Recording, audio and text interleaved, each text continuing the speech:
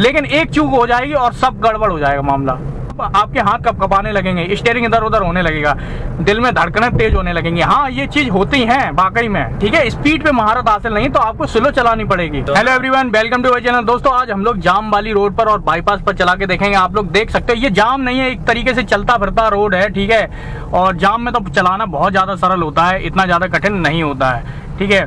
और मुझे सबसे ज्यादा जाम में चलाना ही सरल लगता है। आप देखो ये वाला जो मोटरसाइकिल वाले हैं, ये थोड़ी सी ब्रेक मारी, लेकिन इन्हीं सब चीज़ों पर हम लोगों को ध्यान देना। थोड़ा सा राइट साइड में काटेंगे क्योंकि ई रिक्शा है, स्लो स्लो आगे बढ़ाएंगे। देखो अब उसने आगे बढ़ा दी, ठीक है।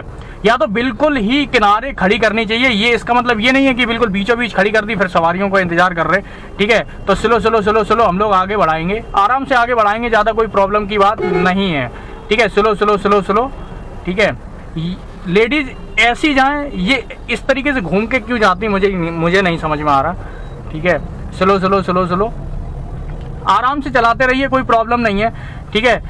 यहाँ पर देखिए ज़्यादा थोड़ा सा जैसे ही आप ब्रेक लगाओगे ना, उसी हिसाब से आपको थोड़ा सा ज़्यादा एक्सीलेटर लेना पड़ेगा और आपको क्लच को छोड़ना पड़ेगा। आपको वो बाइटिंग पॉइंट समझना पड़ेगा, किस तरीके से आगे कार बढ़ेगी, ठीक है।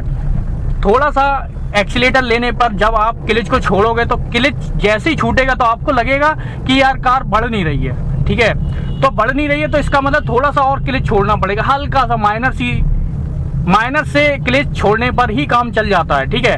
अगर वाइब्रेट हो रहा है, आपकी गाड़ी वाइब्रेट हो रही है क्लच छोड़ने पर और आपकी कार आगे नहीं बढ़ रही, तो आपको एक चीज ध्यान रखनी है, हल्का सा एक्सीलेटर भी ले लेना है, ठीक है।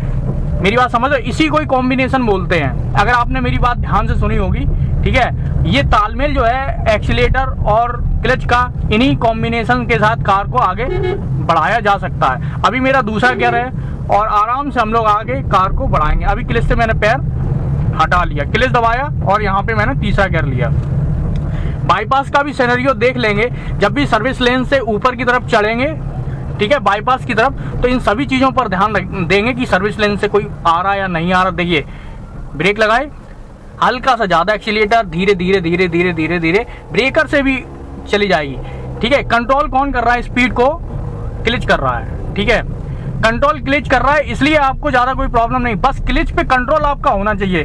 कितना क्लच छोड़ना है उस हिसाब से हम लोग क्लच को देखेंगे, ज़्यादा प्रॉब्लम की बात नहीं है, ठीक है। स्लो स्लो हम लोग चलाएंगे, आराम से चलाएंगे, जिससे किसी भी तरीके की हानि ना हो, ठीक है, दूसरे को भी और अपने आप को भी। ये चीज़ मैं इसलिए बोल रहा हूँ। अब देखिए मैं फर्स्ट लेन में जाऊँगा, यहाँ पर सिर्फ 2 ही लेन है, ठीक है। ये मेरी फर्स्ट लेन पे आ गई, ठीक है। क्लच दबाया और चौथा गियर कर दिया, क्लच को पूरी तरीके से छोड़ देंगे।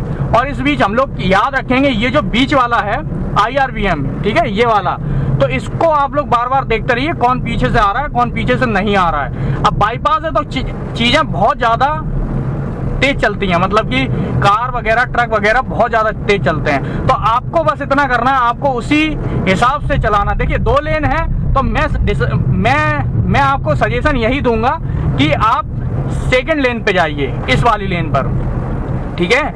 और अगर 3 लेन है तो बीच में चलाइए। क्यों? क्योंकि अभी आपकी शुरुआत में महारत हासिल नहीं है, ठीक है। स्पीड पे महारत हासिल नहीं तो आपको स्लो चलानी पड़ेगी, ठीक है। तो ये चीज़ याद रखना कि जब 2 लेन हो तो इस वाली लेन पे आपको चलाना है, ठीक है। और आप तेज चला रहे हो तो उस वाली लेन पर चलाओ, ठीक है। लेकिन तेज आप नहीं चला पाओगे, ठीक है। तेज इसलिए नहीं चला पाओगे क्योंकि आपकी महारत हासिल है ही नहीं। आप सिर्फ 50 की चला रहे हो, 60 की जैसी स्पीड पहुंचेगी वैसे ही आपके हाथ कपकपाने लगेंगे, स्टीयरिंग इधर उधर होने लगेगा, दिल में धड़कनें तेज होने लगेंगी। हाँ, ये चीज़ होती हैं वाकई में, ठीक है। तो इसलिए बाईपास का सिस्टम इस तरीके से है। और जब भी, अगर मैं नहीं कह रहा कि 1 महीने 15 दिन बाद नहीं आप बाईपास पर चला सकते हो, बिल्कुल चला सकते हो, ठीक है। लोग सोचते होंगे बाईपास पर चलाना बहुत आसान है, बाईपास पर चलाना ही सबसे ज़्यादा कठिन होता है, ठीक है। तो इस बात को मत सोचना कभी कि ये चलाना बहुत ज़्यादा मतलब सरल है, ठीक है। हर चीज़ सिर्फ यहाँ पर क्या मेरी चल रही है बिल्कुल, लेकिन एक चूक हो जाएगी और सब गड़बड़ हो जाएगा मामला, ठीक है। सारी चीज़ें गड़बड़ हो जाएंगी, ठीक है। अगर ध्यान नहीं दिया, पीछे कौन सी बाइक आ रही कौन सी नहीं, आप देखो एक ओवरटेक कर रही है, इन सभी चीज़ों पर जाम में मैं कभी सजेशन नहीं देता हूं कि आप देखो ना देखो, मैं वहां पर यही सजेशन देता हूं सीधी कार चलाओ, ठीक है। लेकिन यहां पर मैं सजेशन देता हूं कि बहुत अच्छे से देखो ORVM IRVM सारी चीज़ों पर देखो कौन है कौन नहीं है, ठीक है, नहीं तो बहुत ज़्यादा दिक्कत हो जाती है, ठीक है। सिर्फ एक चूक और आपकी गाड़ी गई, ठीक है दोस्तों। तो बस यही सब था। अगर आपको ये वीडियो समझ में आया हो तो लाइक कर सकते हो, सब्सक्राइब कर सकते हो। पूरा वीडियो देखने के लिए आपका बहुत बहुत धन्यवाद।